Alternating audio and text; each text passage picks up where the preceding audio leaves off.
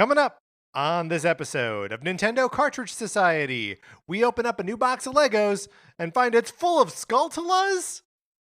It's dangerous to go alone, so the Nintendo Cartridge Society goes with you.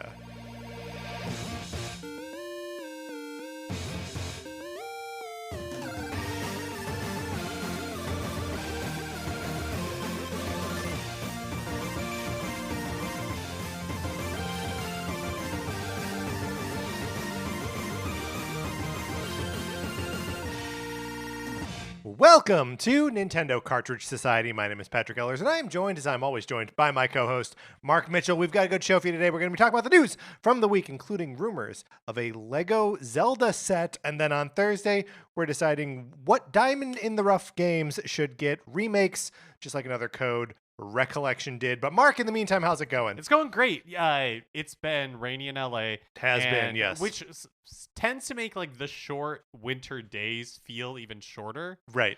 How have you fared in standard time this year? Did the transition... I know I'm late to this because the transition happened in November. Wait. So we're talking about the time change right now? Uh-huh. Okay. We're talking about the time change and my adjustment to it here 3 months later as the days are getting longer. And as we live in sunny Los Angeles, Yep. where it has not been -8 degrees or whatever it's been everywhere else in the country. Everything you've said is 100% true. It's been tough, I'll be honest. Like Yeah. it's been here's the truth. Uh-huh. The truth, Mark, is that I've spent the last 2 weeks in like a writing hole, butting up against a Ninja Turtles deadline. Which I've met now and I feel great about. But I have been like the world has been shut off to me. I've been in like a sensory deprivation tank floating in a shallow pool of mutagenic ooze. Yes. And I've turned into a creature that only writes and does not photosynthesize, picture. does not yeah, thank you, also does not paint pictures, so I know stuff has been going on outside. Every now and then I look and it's raining. But is it day, is it night, is it hot, is it cold? Kind of doesn't matter. I don't know. How have you been adjusting to the weather change? It went fine for me. Mark, I got a bone to pick. Okay, yeah, Bring it on. It's not with you. I'm not upset with you. Thank you. Okay. This is not, I don't believe, your fault. So because I've been doing a lot of writing, I've been listening to just like a lot of music, right? On my computer, Apple Music, thanks. I've noticed that a lot of album art on Apple Music is now animated. Mm-hmm. So like I first noticed it with like a Shins record or something where it's just like the regular graphic, but then like parts of it were like kind of wiggling around and like moving. Yeah, I don't know where this is going, but I can tell you it's not my fault. Okay, great. Yeah, I can confirm. And I was like, okay, that's a little weird, but like I don't know. I'm not going to complain about like the sanctity of the art of Shin's record from 20 years ago. But then later I'm listening to Birth of the Cool, Miles Davis, right? I'm listening to a record from like 1961 or whatever. And that album art is like the words are like zooming in on it and like flipping around. And I'm like, there's no way Miles Davis wanted this to look like this. What's going on? Why are we doing it? And it like made me mad. I do wonder how that stuff is handled. Yes. Like, is it in collaboration with the label? Is it like, how is that stuff decided? How is it decided? It didn't make me happy. It's just like there was an aspect of like, and I know I'm listening to music on my computer, but like the screenification of it, I was just like, stop transmitting that extra data, right? Like I just want the music and like the graphic, still graphic. It doesn't need to. I don't need these letters whooshing around. Yeah, I hear you. Not my fault. Right. It also seems like maybe you're not worried about it. You don't seem to care. I'm not worried about it, but I also haven't been in like a hermetically sealed chamber where I'm not painting a picture. I'm worried about writing. Right. That maybe has a little bit to do with it. You're saying I went crazy. I'm saying it's possible. I was looking for things to complain about. Is that what you're saying? If you would like to hear us complain about stuff, go to patreon.com/Nintendo Cartridge Society, where we've got this Patreon, and you can support us there if you like. If you support us at the 8-bit or the 16-bit levels, you will get access to our once-a-month episodes of miniseries that we put out. This month and this year, we have started the NCS Arcade show, where we're going to be playing games from NSO and NSO Plus expansion pack that Mark and I have never beaten before. That's right, and we're starting with The Legend of Zelda: The Minish Cap, and we're going to be recording that episode this weekend. Yes, it came up in the Discord. Where's that episode? Again, I've been in this pod for the last couple weeks. So we are recording this weekend. So if you have any impressions, any thoughts, any observations about The Legend of Zelda: The Minish Cap, which is our first episode, you should email us at nintendocartridgesociety@gmail.com.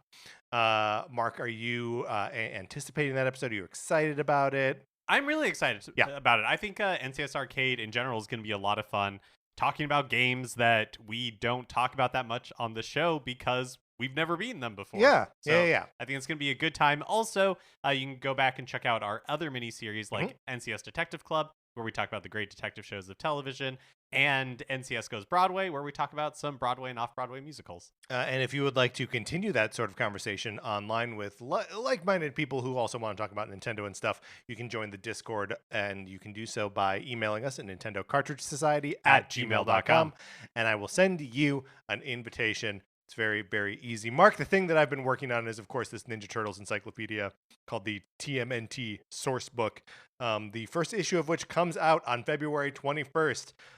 It's very cool. I'm very excited about it. Very proud of the work I did on it.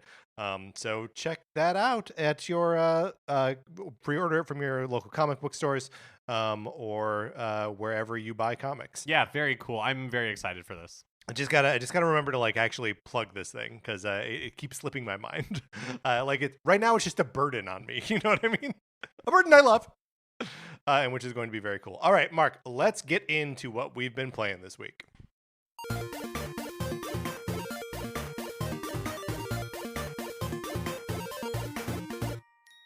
So on Friday, another code Recollection came out. And we both have put a little bit of time into it. But is it okay if we knock my other games out of the way? Yeah, first? let's do it. So I have not had a lot of time to game this last week, but I did play 2 other games in addition to starting another code Recollection. One, I got into a text conversation with some friends of mine about card games in video games. It was mostly revolving around like the games in Final Fantasy, right? Like Triple Triad and the other one in Final Fantasy VIII. Doesn't matter what they are. But I am usually, Mark, I don't know about you, I hate those sorts of things where I'm like, I don't want to learn another set of mechanics. Yeah, I usually don't spend that much time in them. And so there is a card game within Shovel Knight King of Cards. So the third expansion to Shovel Knight had within it its own card game.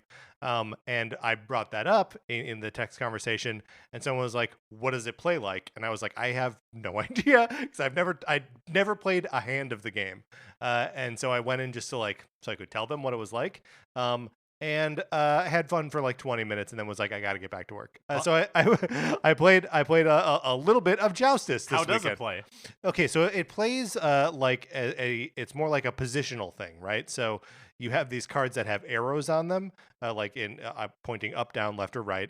And what you're trying to do is you're trying to play cards in ways that they move other cards onto these little gems. And so if your card is on top of a gem, you get a point at the end of the match. And so it's all about like it's almost more dominoes-y in that you're like physically moving things around and like matching them up and trying to take advantage of control space that way. So it's neat, and because I played the heck out of King of Cards, I had like earned all these like special cards, and so I was kind of like plowing through some of the challenges. They were like, these guys don't stand a chance against me. I'm too good for this. And so I think someday I'll go back and play more Joustus. Can you play online? I don't think so. Oh, okay. I would guess not. There's is there online play in any of the is Shovel Knight Showdown online enabled? I would hope, right? It's like a fighting game. I don't know. I would be the authority on that if either of us was. But I don't know, so I'm not.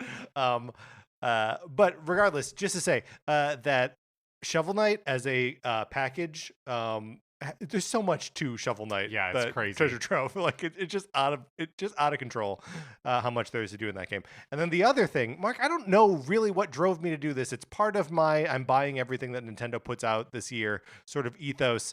Where I was like, you know what, I didn't even try out, and what franchise I'm generally don't give a fair shake to at all is Pokemon. Didn't play Scarlet or Violet at all. I bought Pokemon Scarlet and I played it for like 3 hours this weekend. Just like running around, catching Pokemon, battling them. I beat the first gym. It's fun. It is janky. Like it is. It's shocking how like how jangly it is. Where it's just like, ooh, this thing's barely holding together. But it's undeniably fun and genuinely does feel like it is open and free and like you can do whatever you want in that That's world. really cool. That seems like that's the general consensus on it. Yeah. I'm not saying anything new. How who'd you pick as your starter? I picked Quaxley. Mm-hmm. And I didn't know. First of all, I don't remember like where we landed on it when they were announced. If there was one of them that we liked over the others, they're all pretty good, right? Like I think the only one that I was like, I don't really know if I'm excited about this guy is the Fuecoco. He's your favorite, right? Which one is Fuecoco? He's the little like fire crocodile thing? Yeah. Yeah, so my memory, I can't remember if I ended up falling in love with Fuecoco or not, but my memory is that in the immediate after their reveal, had questions about, is Fuecoco wearing a diaper? Is Fuecoco wearing a diaper? Great question. And I think we came around to no. Right. But that's my memory of the fact that you have to Fuecoco. ask the question, right? Like I think it's problematic. Yeah. And then there's the little the kitty, the little grass kitty whose name I forget. And yeah, so I genuinely didn't know when I turned it on like who I was gonna pick, and so I kind of like agonized over the decision for a little while. And then I was like, okay, no, I'm gonna go with Quaxley. He's like kind of a moody duck. I like that. And he's evolved once now, and to whatever the second form of Quaxley is, and it's always the thing with your starter Pokemon where you're like, I love him, he's cute, and then like he changes and you're like, oh, why?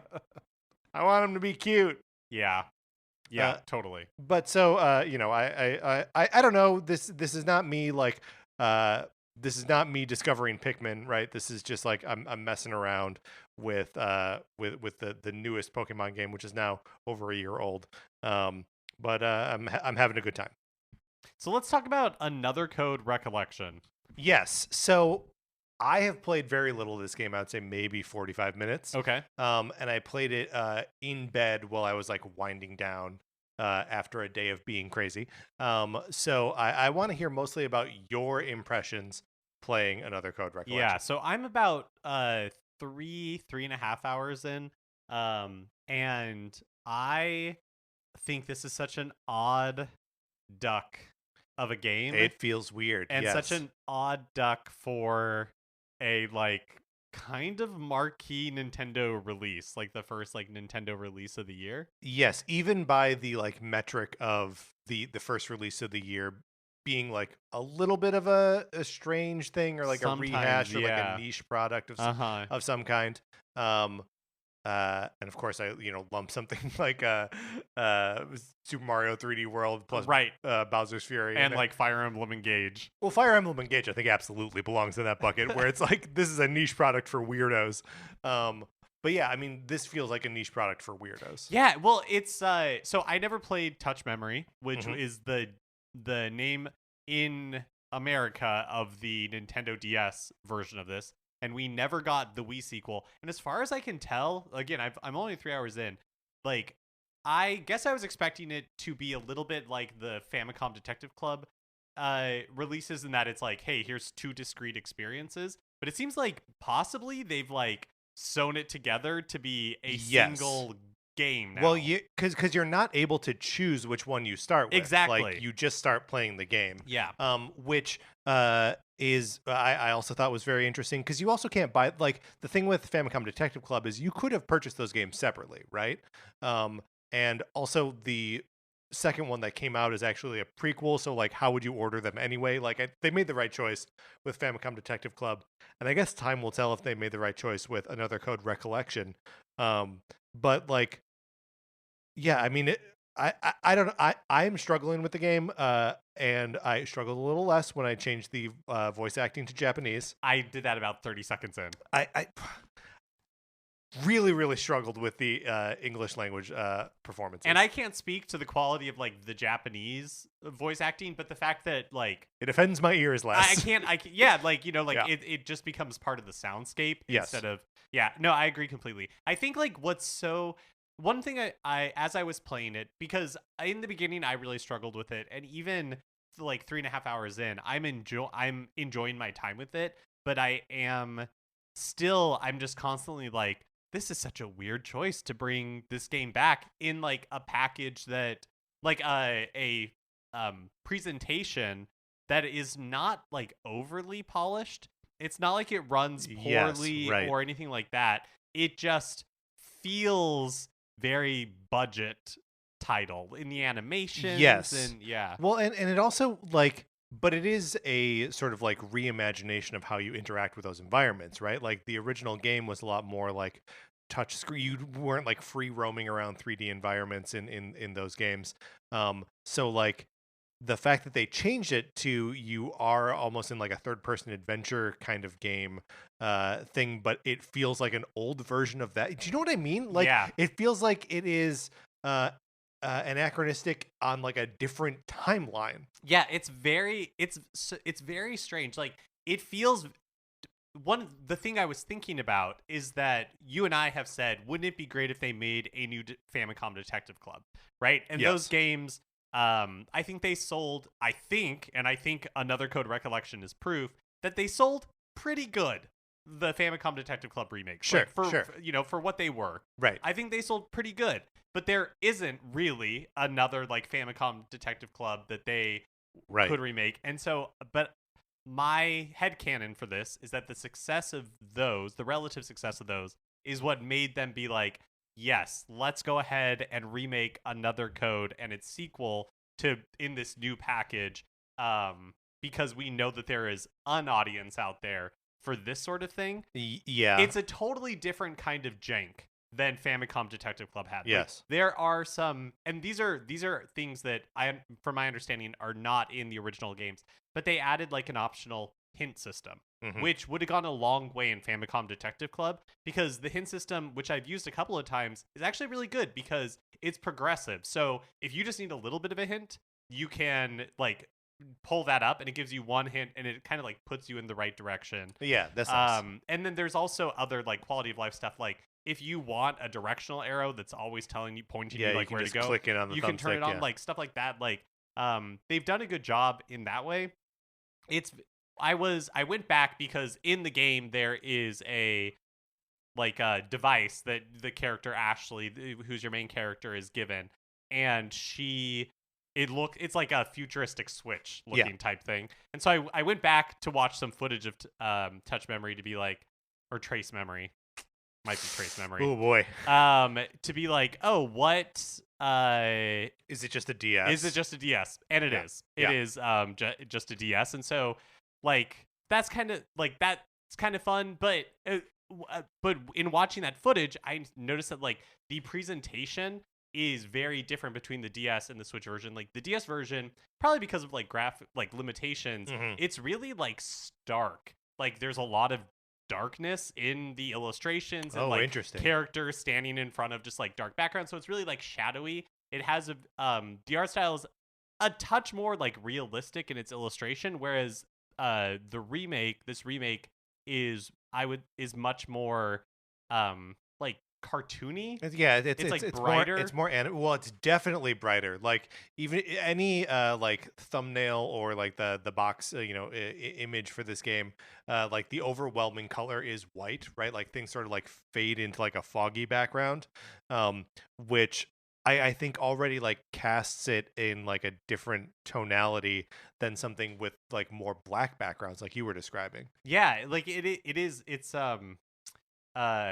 so that's an interesting choice.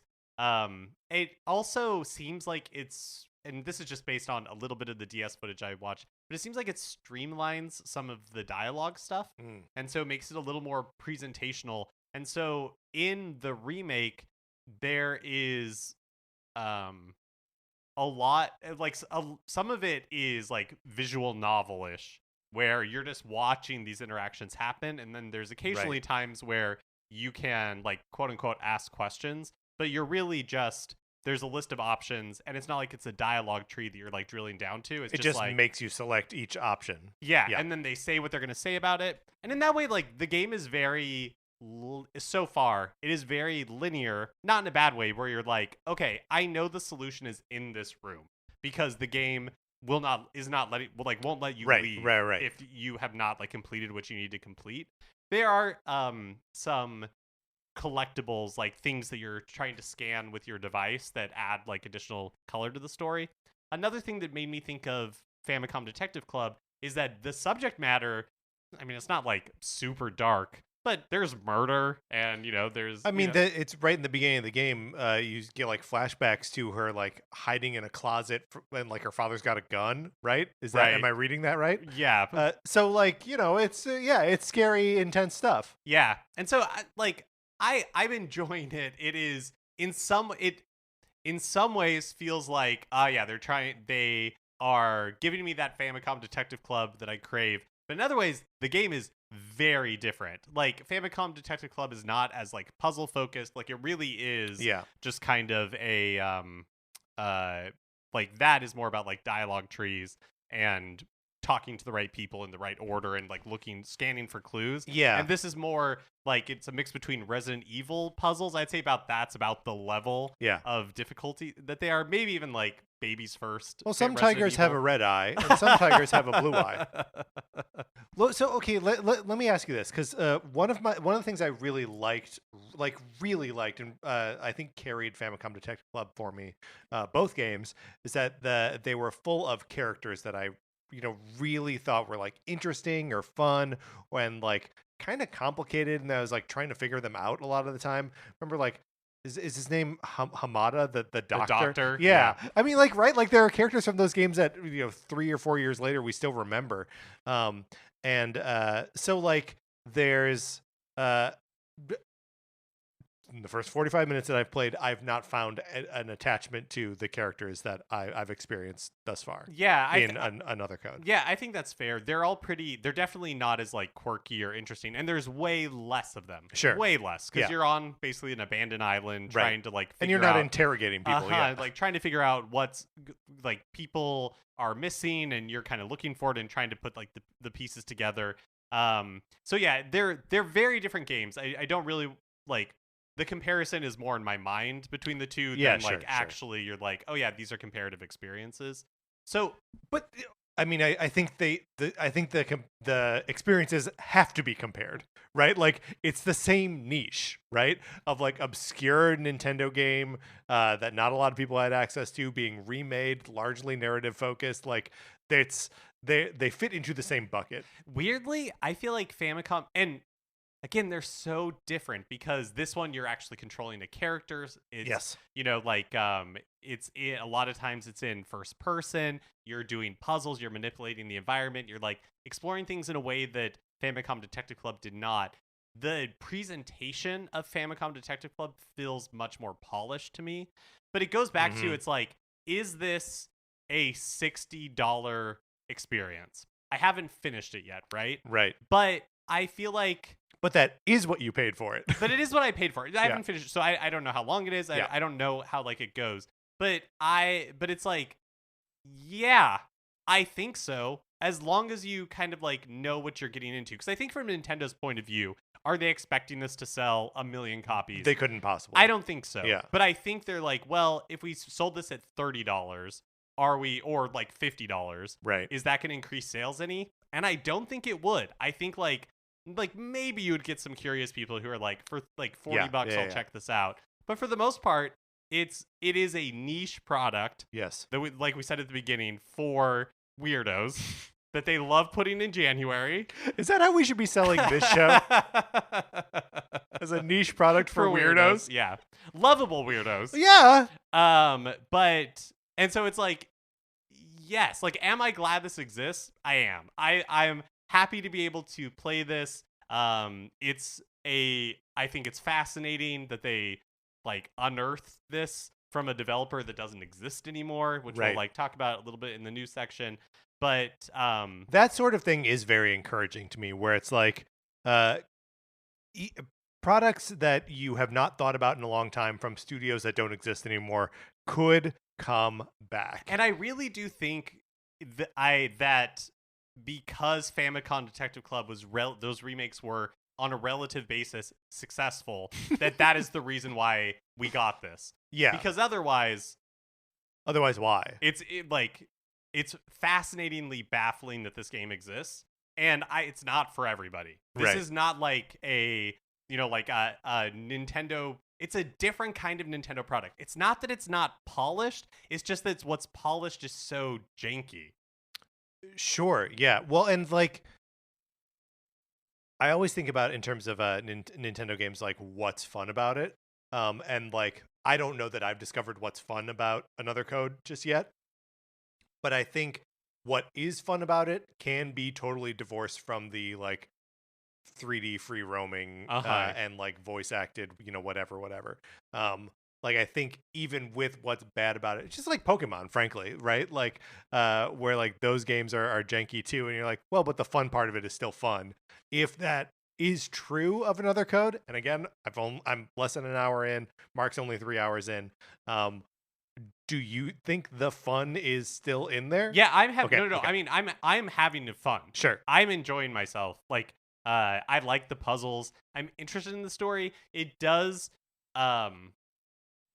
the thing that I find kind of like annoying in video games, where because I think some of it is probably it's like budgetary limitations, they reuse some of like animations like over and over. Sure. And so there's a moment where a character that you meet that I don't know if you've met yet, is following you around as like your companion throughout the game, and this companion has amnesia, and you're trying to help them, Sure. like get their memories back, and by doing so, like, it'll kind of help you. And so the connections are so obvious, but it still goes through the motions of like, it shows the same animation every time of the character remembering something. Oh, okay, sure. And then, you know what I mean? Like that sort of stuff where you're like, oh, that's interesting that you didn't fix that or remove that for this like remake. So it's just a really weird release. It's just really weird. Yeah. I mean, I with much less experience than you can also weigh in. Weird. It's a weird release. But I'm going to keep playing it. Yeah, I really am Look, enjoying it. I got time this week. Get in that. That's not true. I got to play Minish Cap. Yeah, that's right. That's right. Close the writing deprivation tank. Open up the Minish Cap deprivation tank. That's right. All right, Mark. Let's. That's what we've been playing this week. Let's get into the new releases and what we might be playing next week.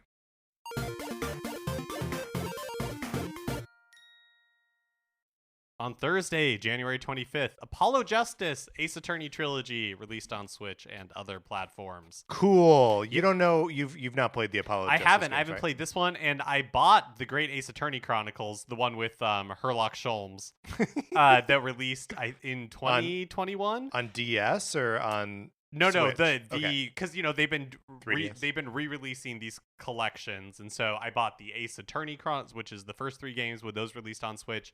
I bought the Great Ace Attorney Chronicles, which are like the kind of like prequel series. When that released on Switch, only played one case in that, and haven't gotten any further.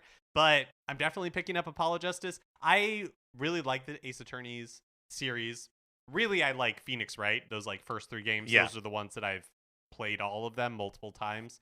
But I want Capcom to keep making more, and they've said that the Ace Attorney, the Ace Attorney's Chronic series is not over. So I do think a new one is in the works, and the Capcom leaks that happened probably like 2 or 3 years ago at this point.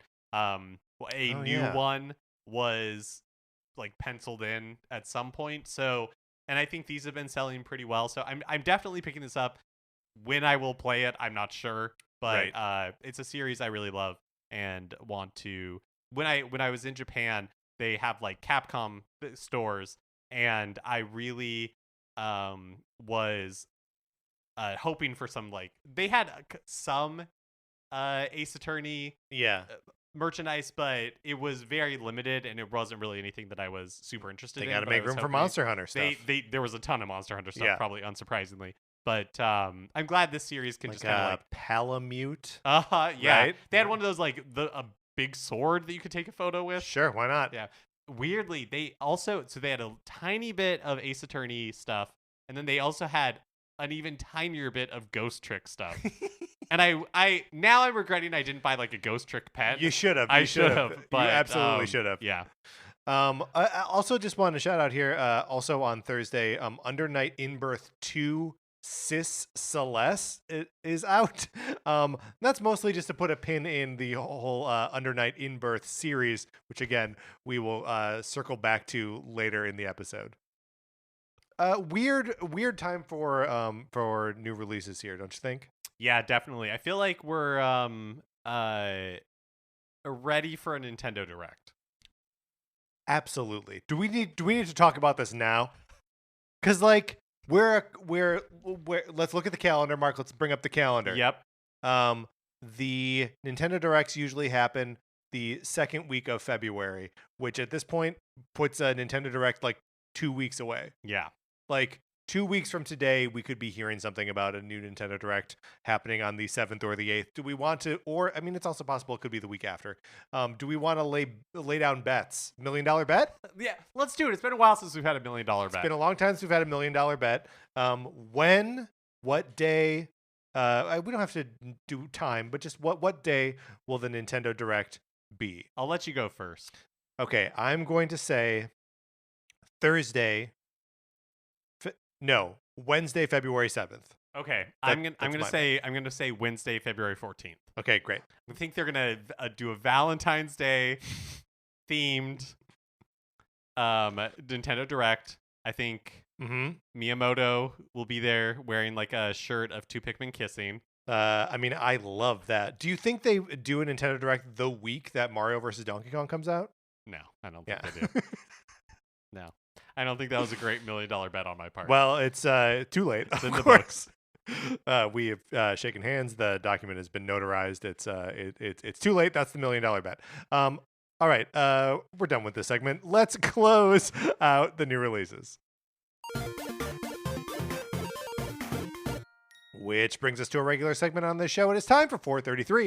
In 1952, American composer John Cage wrote a piece called 433, wherein a performer or a group of performers didn't play their instruments for 4 minutes and 33 seconds. For the purposes of this show, our instruments are talking about Nintendo. So, for the duration of one performance, 433, Mark and I'll talk about something not at all Nintendo related, thus fulfilling the contract of the piece.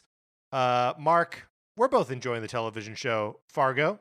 Yeah, season 5 just wrapped up, and I'm not caught up yet, but I'm at the finale, and I've really been enjoying it.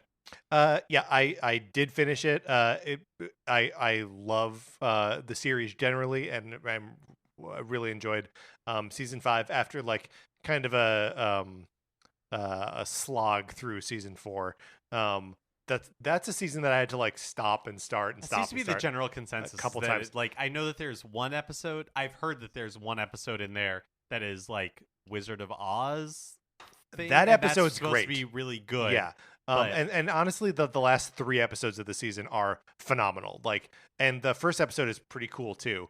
But it's like everything else is like half of it is like, and so much of just what the themes of that season it just like revolves around like organized crime, and I'm like, that's not what I come to Fargo for. I come to like Fargo for like the weirdo people on like the outside of that who like stumble into that life instead of like choosing it.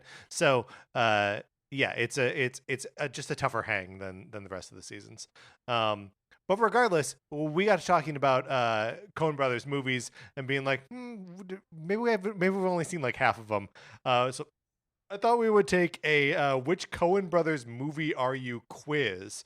So I'm on brainfall.com. Mark, I think we should probably take this together, right? Sure. Okay. Or do you just want to do you and we'll figure out No. Let's figure out do it collectively okay. which Coen Brothers movie we are. What Coen Brothers movie is this show? It's Burn After Reading, of course. But how would you describe your sense of humor? Laid back and observational, wacky and over the top, dark and ironic, or I don't have much of a sense of humor? I feel like it's one of the first two. So laid back and observational or wacky and over the top. It's laid back and observational, sure, right? Yeah. Because are we saying like whacking over the top? It's like morning disc jockey with a sound. You're listening to NCS. Yeah, okay. I think that's not that us. sounds good. Which of these music genres is your favorite? Blues, rock, folk. I don't care for any particular genre of music. I think we'd say rock. Yeah, that was my instinct as well. Rock is my favorite genre of music. Okay, here we go. Question number 3. Which of these is your favorite pastime? Painting, hunting, bowling, playing an instrument. Let's put this in terms you would understand. Mario painting. Yeah, thank you. Shiny hunting. Okay. Wii bowling or Wii music. Oh, yeah. Well, everyone should go back and listen to our episode of Wii Music that we did many years ago. And I know that this our most popular episode. It's the one that has the most listens by a country mile. I guess I'm going to say Wii Music. Yeah, let's go playing an instrument. All right. Which of these is most likely to upset you? Someone ruining my home decor, losing a competition I've invested lots of time in, realizing that I had been greedy, my partner lying to my other family members about me. Probably the last one. That's pretty upsetting. So I will agree. Okay, question number 5. Which of these states would you most like to live in? Mississippi, California, North Dakota, Texas. California. Yeah. We live here now. We chose it. All right. Question number 6. 6, 7, wherever we are. Which of these would most improve your life?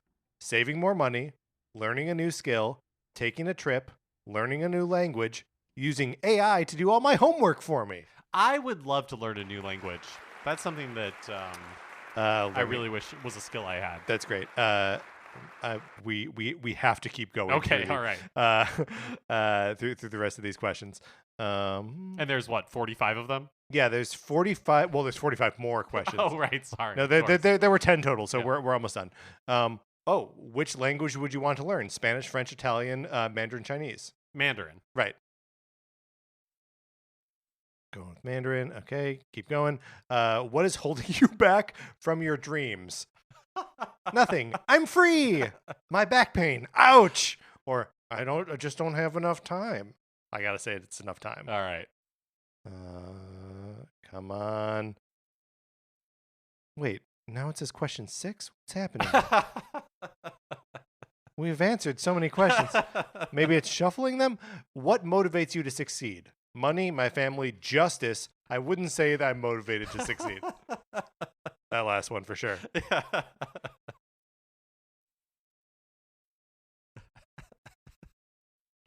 Yeah, okay, we're still just on question 7. Should we press on? Or are we done? I don't know. I feel like we are caught in some sort of like Barton Fink type maze. I was going to say some sort of inside Llewyn Davis time loop. Let's do 2 more. Okay. Well, there's 3 more questions. That can't be true if there were 10 questions. If you could only choose one of these, what would it be? To be adored by a small group of people but disliked by many other people, to be considered good but not amazing by almost everyone, to make lots of money, or to win awards? Huh. I don't know. What's the second option? To be considered good but not amazing by almost everyone. Ugh. None of these are very good. I think to be adored by a small group but disliked. Yeah. Maybe make a lot of money. Yeah, let's go with that. make lots of money. It feels like there's no downside to that one. All right, question 8. We're getting there. Which of these is your biggest weakness? I struggle to make important decisions myself. I fail to consider the consequences of my actions. I'm lazy, or I lie to my friends. I struggle to make important decisions myself. Okay, cool. We're just locked into this now, by the way. Like, I know that this is turning into like an 866, but like we're just going here. Which of these is your favorite drink? Coca-Cola, milk, beer, a White Russian? For me, well, I think as a show we'd say beer. I think you're probably right. What would you have said? Probably Coke. Okay. And I can't drink a Coke. It makes me crazy. And Diet Coke gives me a headache. Okay, question number 10. The last question. Which of these quotes do you most agree with? Quote, there's more to life than a little money, you know. You can't help but compare yourself against the old timers. Heaven's everlasting my reward. Heaven everlasting is my reward. Okay. Or sooner or later, you're going to have to face the fact that you're a god. This has got a swear word in it. No. A GD moron. I think the second one. Sure, you can't help but compare yourself to the old timers. Mark, you and I are most like the Coen brothers movie. Calculating results. Almost done. Click to get your result. Okay, getting the result. Take this short survey to see your result. Okay, we did 35 and 44. Why are there only 2 genders on this quiz? It says you're making coffee at home. Do you want to? Brands come to mind. Okay. All right. No brands come to mind. Here we go. And then I'm just clicking. It's trying to sell me coffee. Great. None of the above. Right. Just clicking through some options here. Okay. Fine. Green Mountain Coffee. Fine. Yes. No. None of the above. Mark, it's not going to tell us which. How often do you consume coffee at home? We're caught in some sort of quiz purgatory. I don't know what's happening here. We've done all this work. I'm just lying to the survey. Oh my gosh. Okay, come on. Where should we send your quiz result? Mark, we're never gonna know. We're never. I feel like we've been cheated. No one go to that website. What was it? Brain something? Yeah, I'm gonna say that it was Burn After Reading, like you said. Yeah, that's probably... Well, I guess we learned never to do that again. All right, Mark, let's get into the news.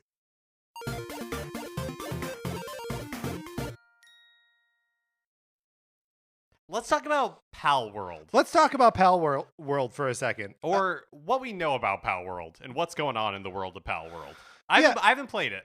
Yeah, and neither have I, and I don't, plan to. But the broad strokes of Palworld is that it was a massively successful release over the weekend, and the pitch of the game appears to just be, what if Pokemon had guns? Yeah. But it's more of like a survival-y kind of game.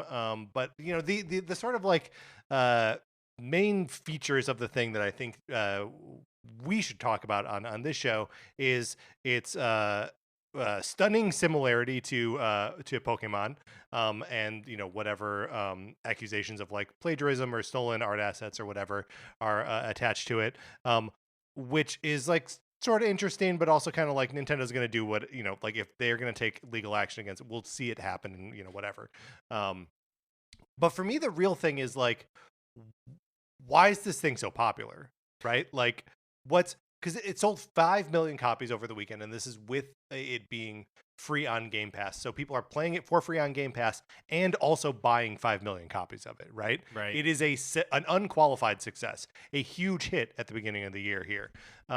And is it because it's delivering a Pokemon-like experience, but without the sort of graphical jank of Pokemon?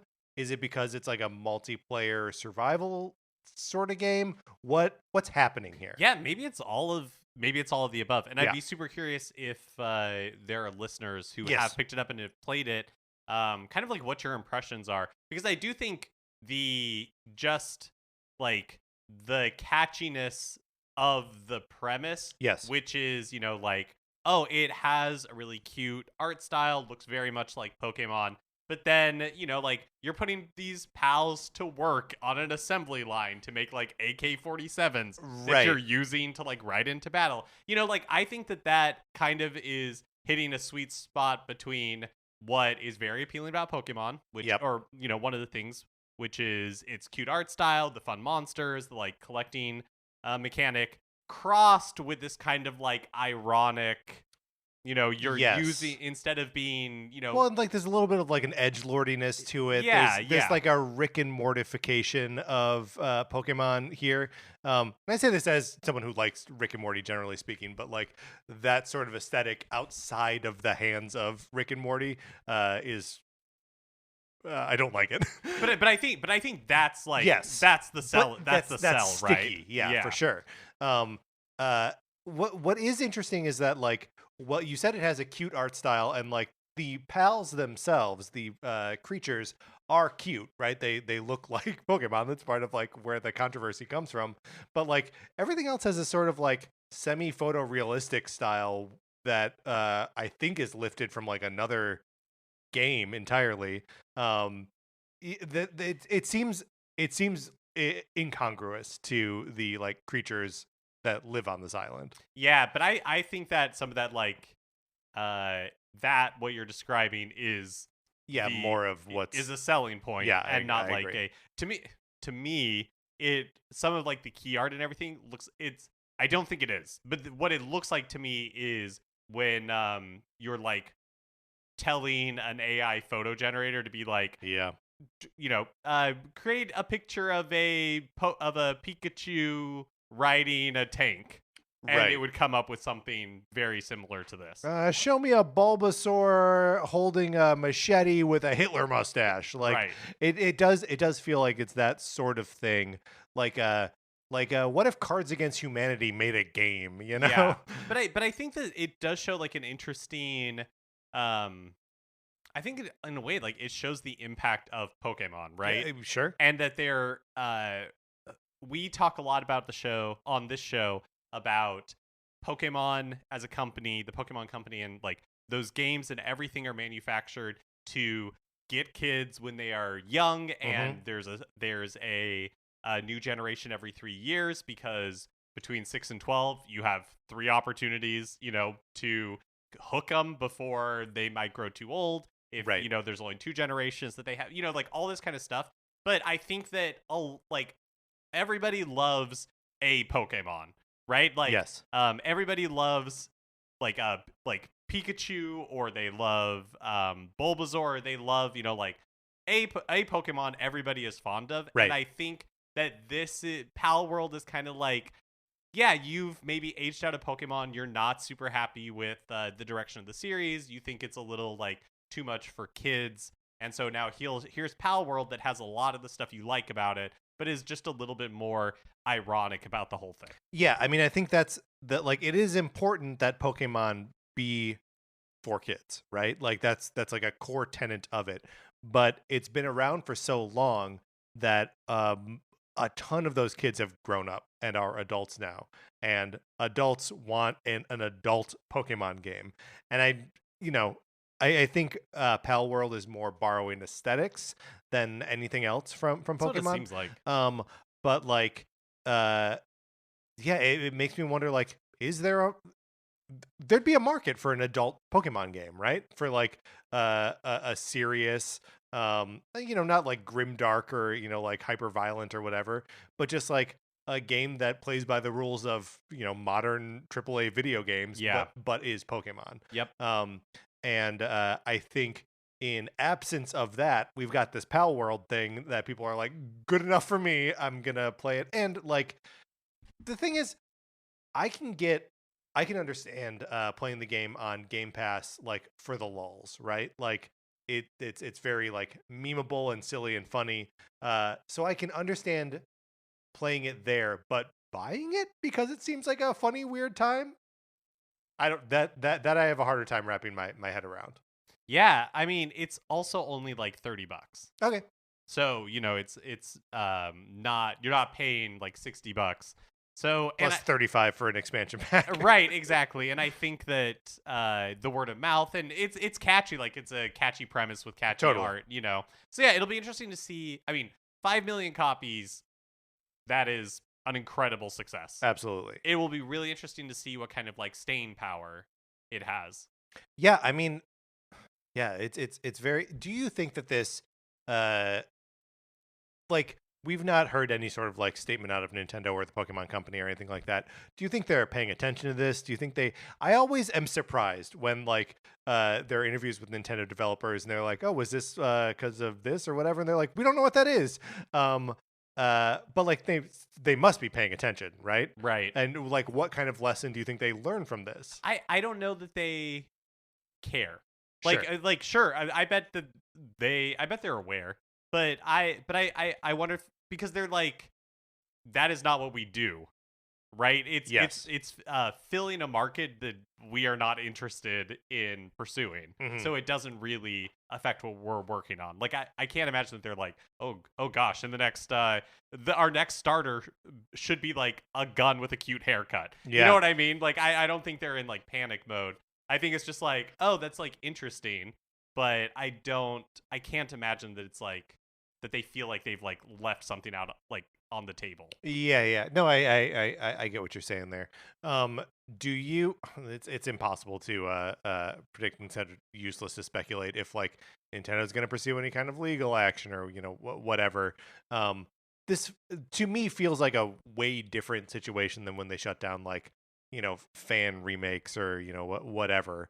Because like designs can be very similar and like not that may not matter at all as far as like copyright issues are concerned. Yeah, I think so. And like what cuz yeah, they're like stylistically similar. You could argue in some ways like the pals are, but it feels distinct enough. I mean, I remember I've never heard this said out loud, so I apologize if I'm saying it wrong, but like Genshin Impact. Yeah. When that game was another massively successful game, when that game was first released, there was a lot of comparisons to the Breath of the Wild. Right. And just being like, oh, this looks like they ripped off Breath of the Wild.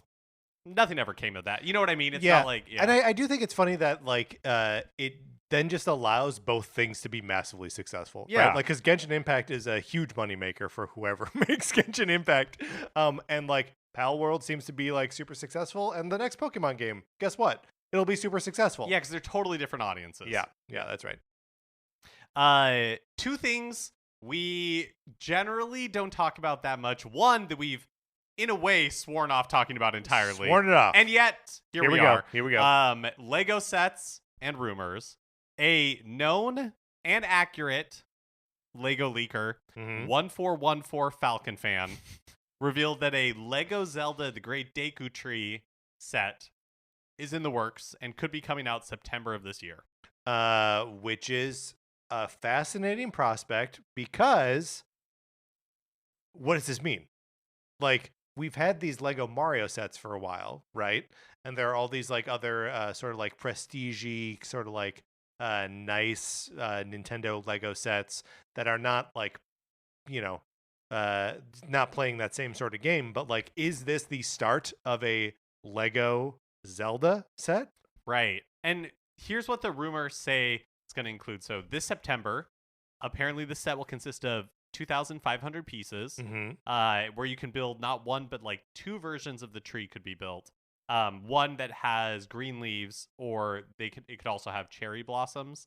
And then in addition to the tree, the set is rumored to also contain some minifigures of characters from the games, including Link, who is said to come with a new Hylian shield Lego piece. That's pretty cool. 2,500 pieces? 2,500. 2,500 pieces. So like, is it like a cross section where like you're inside the tree, or I don't know. Or are you just building like the outside of the tree? Right. Well, here's something that's interesting is Yeah. that almost 2 years ago exactly, so February 1st, 2023, there was an article in The Verge about how a Legend of Zelda Lego set might be coming.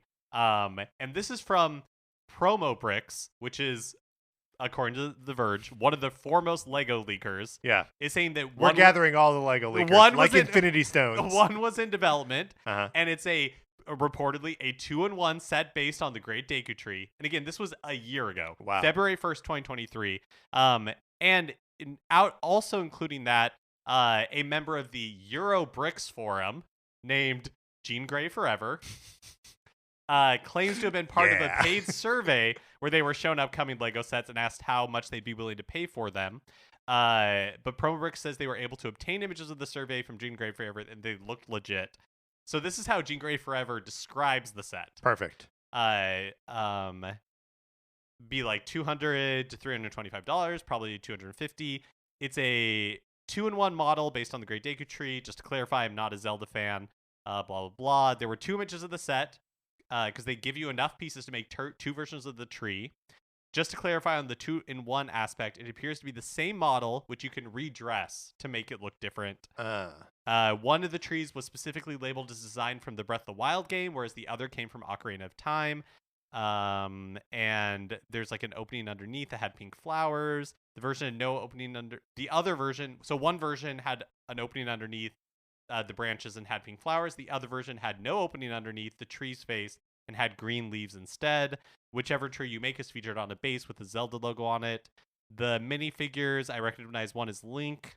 The other 2 minifigures I didn't recognize, so I had to look them up. And it seems like they're Link and Zelda from Breath of the Wild because they both look like they're wearing blue. There's also a light blue orb covered in white with a clear stand. So basically, this is being reported again. Right. When, like a year ago, it seems like they were doing research on this, and maybe not much has changed. So, but this may be more in line with like the sort of like prestige sets, right? Especially $250, right? Like that's the rumored price, yeah, something around there. Yeah, so that's more like you're buying like the Hogwarts set and like building the whole thing, and less like Mario and he's like jumping over Koopas or whatever. Right. So it doesn't sound like they have like the electronic faces or. Right. Like, what does Luigi do if Mario's not there? No, it's the other way around. Is that before Luigi even came out, the Mario character would be like, "Where's my brother?" Oh, yeah, okay. You should have buy him. I'm so sad if you don't spend $27 on a Luigi. So yeah, it doesn't seem like there's any of that here. Right. But it could be cool. And also, I think we called the moratorium on Lego Mario reporting, but Lego Zelda, that's right. That's a whole new avenue. That's right. We were very specific in that moratorium. So more leaks. Noted Atlas leaker MBKKSSTBHZ5 is saying that Persona 3 Reload and Metaphor ReFantazio, which are 2 Atlas games that were announced for basically all other platforms except Switch, not Switch, are headed to the Switch successor.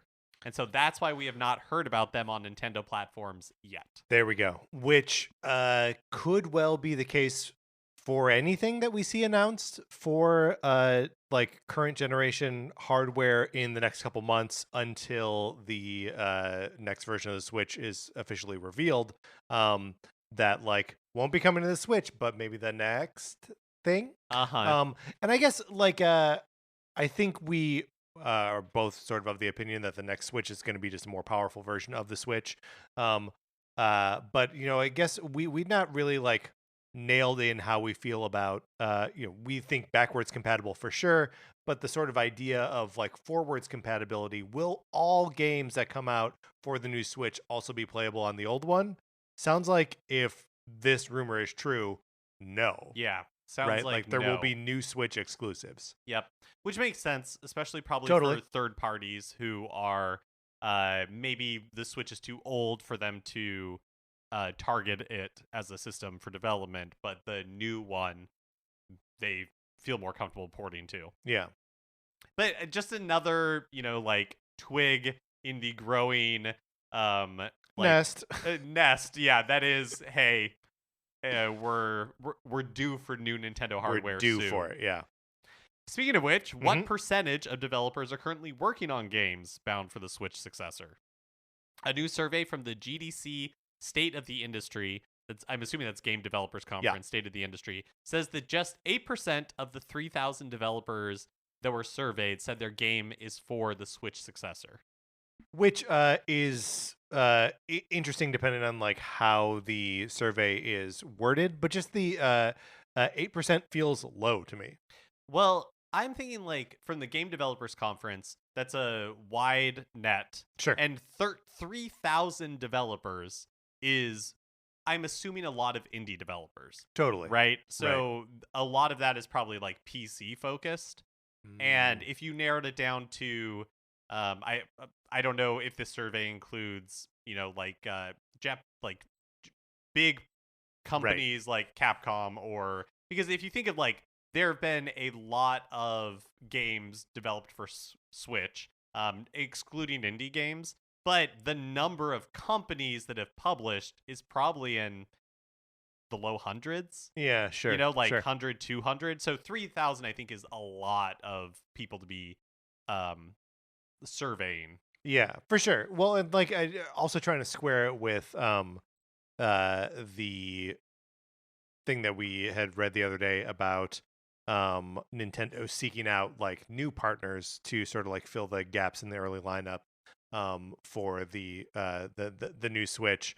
And yeah, so I guess maybe this is just one of those things where like it feels like the numbers are inconclusive, right? Like, right? Because I think that when even if there are going to be exclusive new Switch games, like games for the new Switch, I think they're going to continue to put out games that are going to be like kind of cross generation for a while. Right. And especially from third parties, I think people are going to want that like massive Switch install base and just make sure that their games are playable on both. Yeah, totally.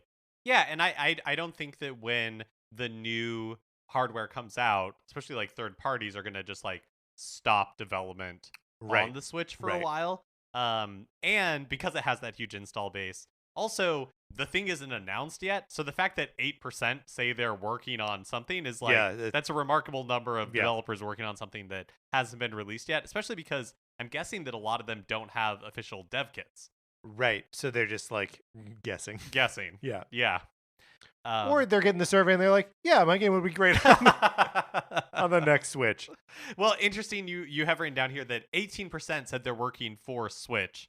So like, I would say 8% when a total of 18% are saying they're currently working on Switch is not that bad. Yeah.